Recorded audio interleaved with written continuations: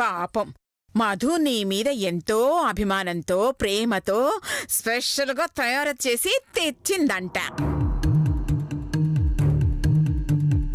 అంత మంచి జ్యూసు నువ్వు ఒక్కదానివే తాగితే ఎలాగమ్మా? మధుకు కూడా కాసింత ఇవ్వాలి కదా.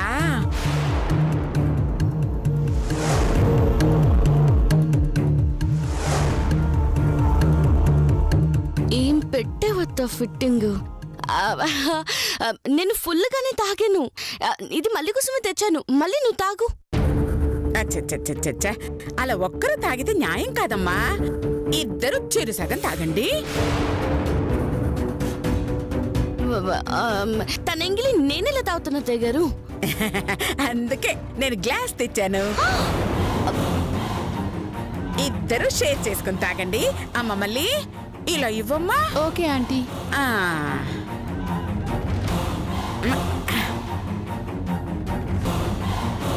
చెరి సగం. అయ్యో వద్ద తెగారు. ఎందుకొద్దమ్మా? ఇందులో ఏమన్నా కలిపావా?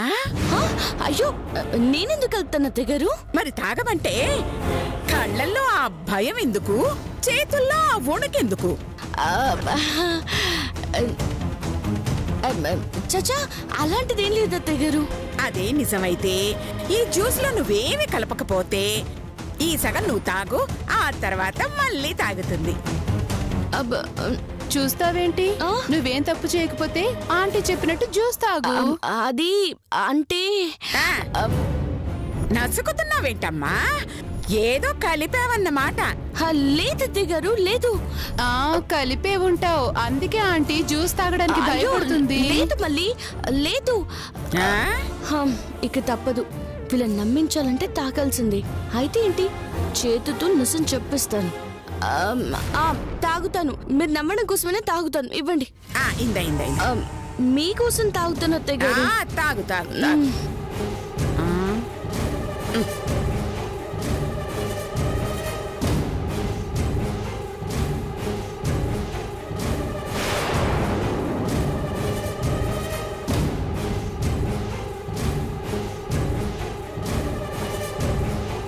ఇప్పుడేం నమ్ముతారా ఇందులో ఏం లేదని? అయ్యో నమ్మక చేస్తానా అమ్మా? నిన్ను అనుమానించినందుకు సారీ మధు. చూస్తావేంటి మళ్ళీ? నువ్వు తాగు.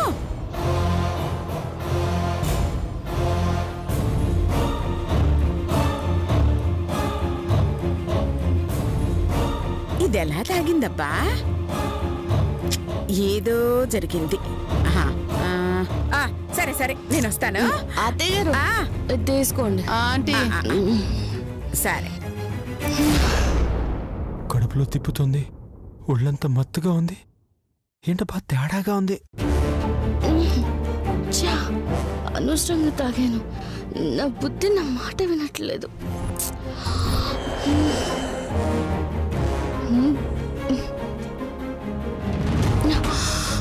మధు నిద్ర వస్తుంది. Good night. Good night.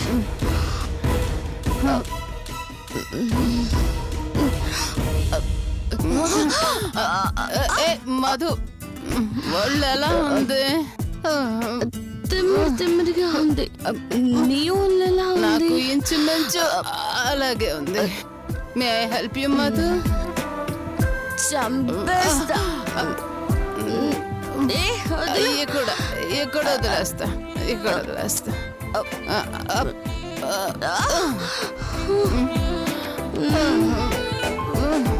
Madhu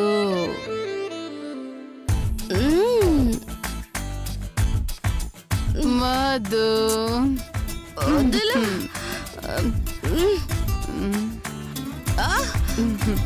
Madhu Madhu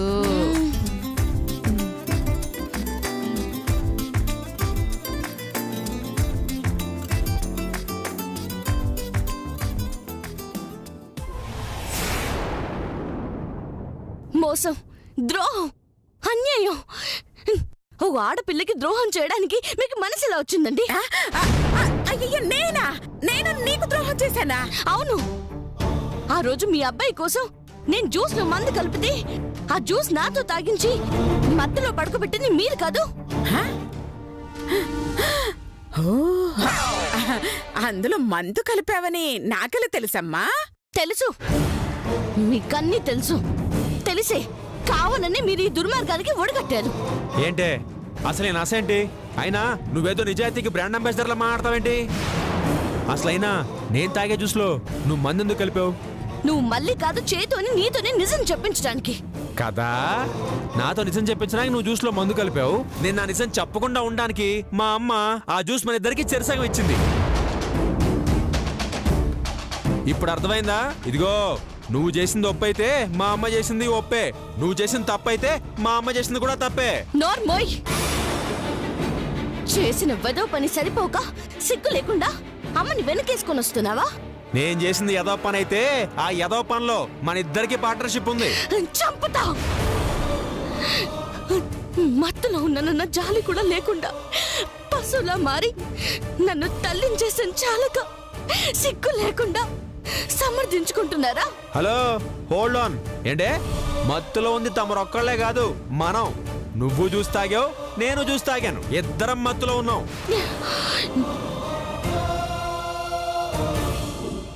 జరిగింది తప్పు ఒప్పో నాకు తెలియదు గాని జరిగిన దాంట్లో ఇద్దరికి చెరి సగం భాగం ఉంది.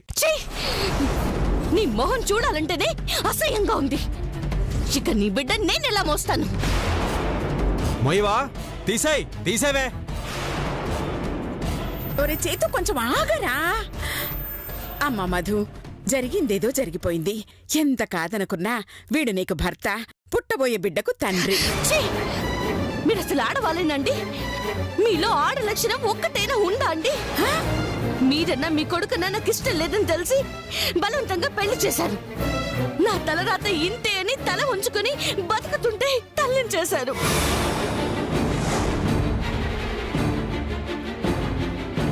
మీలాంటి వాళ్ళు ఆడవారిగా పుట్టడం ఆడజాతికే అవమానం అండి. ఇలాంటి నీచమైన పని చేయడానికి మీకు సిగ్గు అనిపించలేదండి? సిగ్గా అంటే ఏంటి మధు? ఏయ్, అబ్బా, అదే అత్తయ్య గారు, ఆ దేవుడితో కనుక్కుని చెప్దామని. మధ్యలో తలదూర్చారంటే మెడ తిప్పేస్తా. ఏయ్ మధుమతి, నన్ను తప్పు పట్టడానికి నా కొడుకు చేసింది తప్పు కాదు. మీ ఇద్దరిది అక్రమ సంబంధం అంతకన్నా కాదు. అయినా పీకల దాకా తాగి ఒళ్ళు తెలియకుండా తల్లయింది నువ్వు. నన్నంటావేంటి? అలా తాగించి నన్ను తల్లించేసి కీలు బొమ్మను చేసి ఆడించాలని ప్లాన్ చేసింది మీరు. నీ కొడుకును ఉసుగొల్పి నా ఉసురు పోసుకుంది మీరు. నన్నింత మోసం చేసిన మీరు బాగుపడరండి, బాగుపడరు. అంతకింత అనుభవిస్తాను. చాలా ఆపో. చూడు, నీకేదైనా నష్టం వచ్చినా కష్టం కలిగినా అది నా వల్లే వచ్చింది. కావాలంటే నన్నేమనాను, అంతేగాని మా అమ్మనేమన్నా అంటే మాత్రం నేను ఊరుకోను. అలాగా? అయితే నీ పాపం నా కడుపులో పెరగడానికి వీల్లేదు. నీ రూపానికి నేను ప్రాణం పోయను. పసిగుడ్డుగా ఉండగా చెదిమేస్తాను. మధుమతి,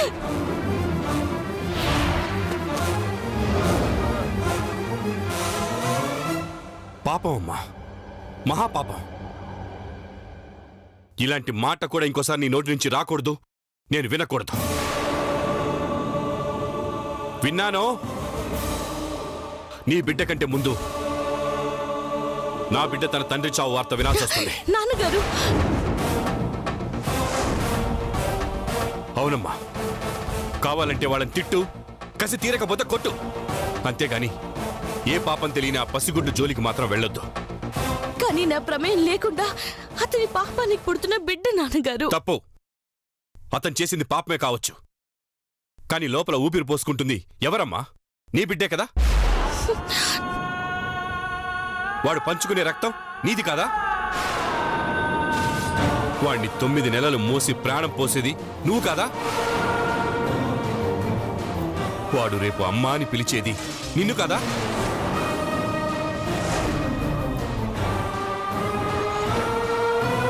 ఇదంతా ఆ దైవ సంకల్పంతోనే జరుగుతుంది.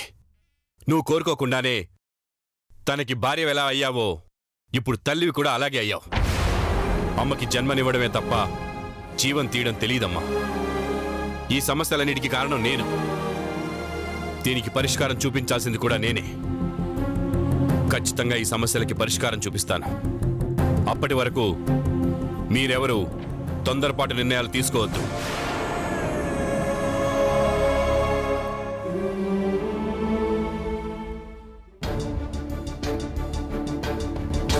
హలో,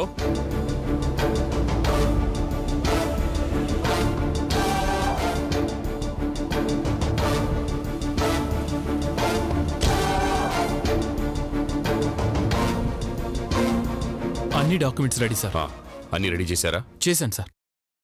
అనసూయ, మధు, అందరూ ఒకసారి రండి.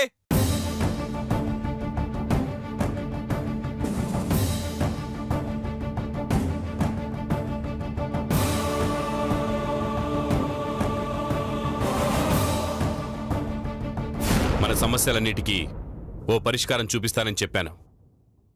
ప్రస్తుతం ఆ పరిష్కారాన్ని చదవబోతున్నాను. లాయర్ గారు, ఆ వీలునామా ఇవ్వండి.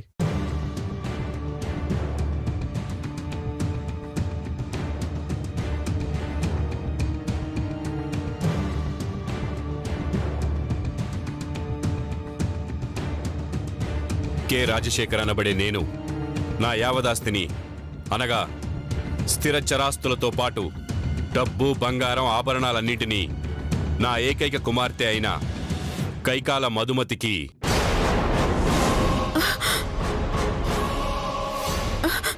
ఏంటి? ఆస్తి మొత్తం మీ అమ్మాయికి ఇచ్చేస్తారా? మరి నాకిచ్చిన మాట ఏం చేస్తున్నారు? సార్, మీ అమ్మాయిని వెతికి తీసుకొచ్చి మీకు అప్పగిస్తే ఆస్తి మా పేరు మీద రాస్తా అన్నారుగా. మా అమ్మాయిని మీరు వెతికి తెచ్చిచ్చారా? నేను మీకిచ్చిన మాట నిలబెట్టుకోవడానికి?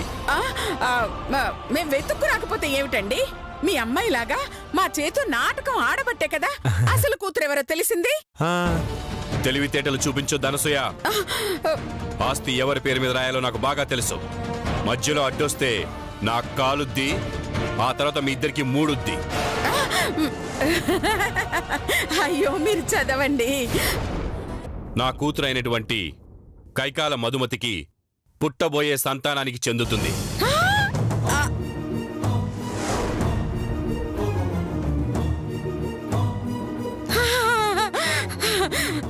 అంటే నా మనవడికే అన్నమాట. పుట్టబోయేది మగైనా ఆడైనా వారికి 18 సంవత్సరాలు వచ్చేంత వరకు ఈ ఆస్తికి మధుమతి, అనసూయలు కేవలం గార్డియన్స్ మాత్రమే. ఆ తర్వాత నా మనవడు లేదా మనవరాలు ఎవరితో ఉండాలనుకుంటారో వాళ్లే ఈ ఆస్తికి యజమానులవుతారు. వారి తదనంతరం మధుమతి సంతానానికి చెందుతుంది. ఇది నా ఇష్టపూర్వకంగా రాసిస్తున్న వీలునామా.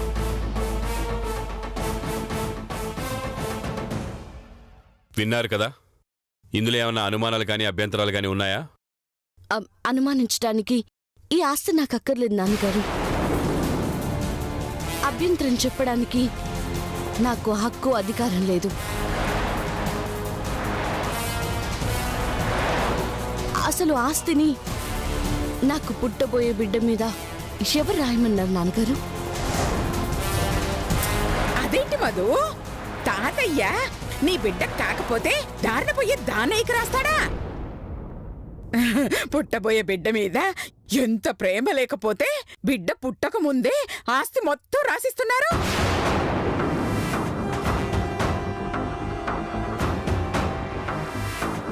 అవును మధు, నువ్వు నీ బిడ్డ చాలా అదృష్టవంతులు.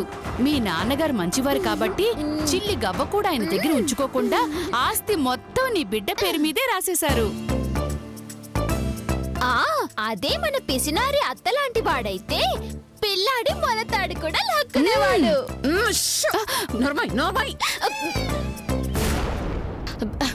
నాకిష్టం లేదు నాన్నగారు.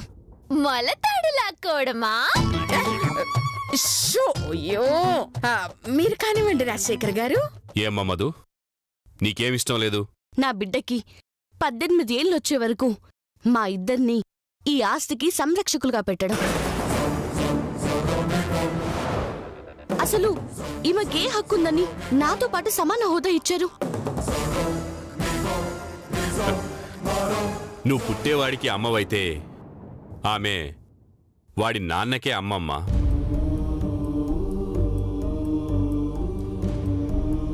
అందుకే ఇద్దరమ్మలకి సమాన హక్కు అధికారం ఉండేలా రాశాను. ధర్మాత్ముడు. అవును, అందుకే ఇంటి దొంగకి తాళాలిచ్చాను. అత్తయ్య గారు దొంగంట అత్తయ్య గారు దొంగంట రంగా అత్తయ్య గారు దొంగంట. అన్నయ్య గారు అభిమానంతో అన్నప్పుడు అది అవమానించినట్టు కాదే. అంటే వెన్న దొంగ కృష్ణుడు కూడా దొంగే కదా. అంత మాత్రం చేత ఆయన్ని దొంగలా చూస్తామా? దేవుళ్ళా చూస్తాం. నేను కూడా అంతే. ఆపుతావా నీ స్టోరీలో?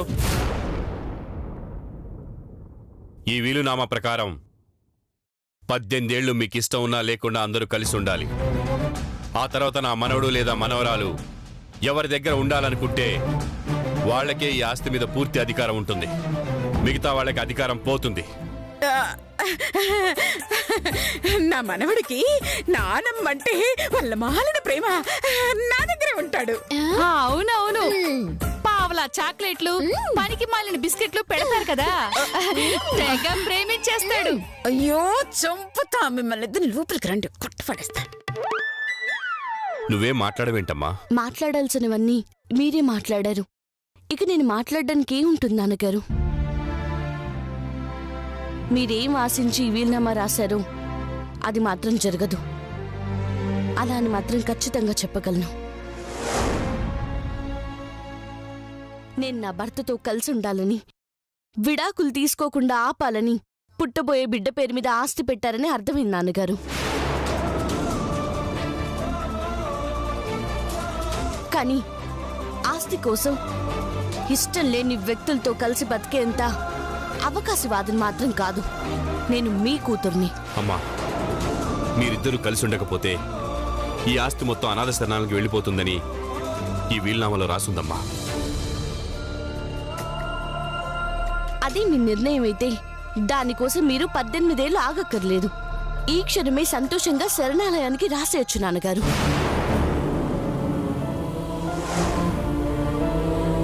అంతేనమ్మా? నీ మనసు మార్చుకోవా? ఈ రాక్షసుల విషయంలో మారలేను నాన్నగారు, అంతే. మధు, అమ్మ మధు, లాయర్ గారు భద్రపరచండి. అలాగే సార్. మధు,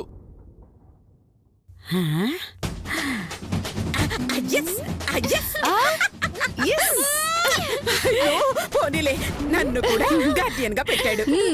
పుట్టబోయే మనవణ్ణి ఎలాగోలాగా మన వైపు అలా తిప్పుకుంటే ఈ ఆస్తి మొత్తం మన చేతిలోకి వస్తుంది. అయ్యో, నా వారసుడు నా దగ్గరే ఉంటాడు, నా మాట వింటాడు, అంతే, నా మాట వింటాడు. అయ్యో.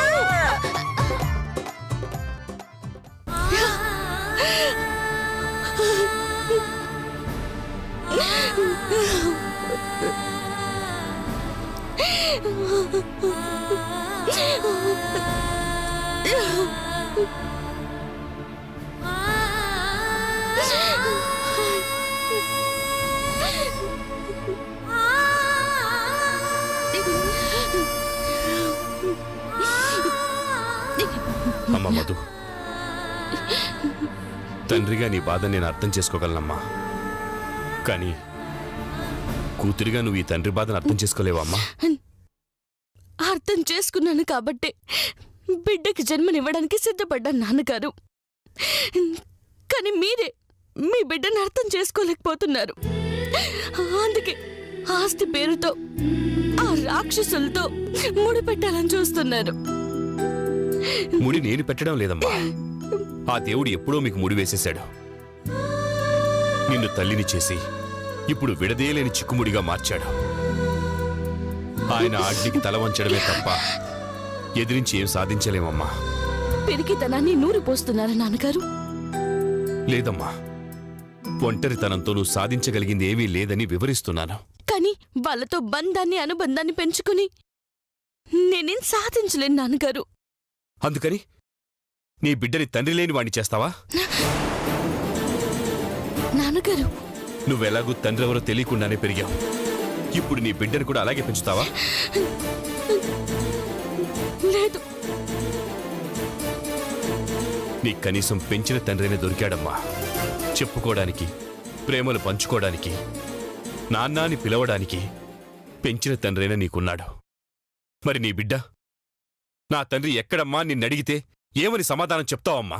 ఎవరిని చూపిస్తావు? నీ తండ్రి చచ్చాడని చెప్తావా, లేదంటే నేనే ఆయనతో తెగతెంపులు చేసుకున్నాను అని చెప్తావా? నిజం చెప్తాను నాన్నగారు. నీ తండ్రి దుర్మార్గుడు, అలాంటి వాణ్ణి కలవకపోవడమే మంచిదని చెప్తాను. కానీ నేను రాసిన వీలునామా ప్రకారం నువ్వు నీ భర్తతో అత్తతో కలిసుంటేనే నీకు గాని నీ బిడ్డకు గాని ఆస్తి దక్కుతుంది. లేదంటే అనాథ శరణాలయానికి వెళ్తుంది, అంతేగా? కాదమ్మా, ఆ అనసూయకి చెందుతుంది. ఆ అనసూయకి చెందుతుంది. ఆ అనసూయకి చెందుతుంది. ఆ అనసూయకి చెందుతుంది.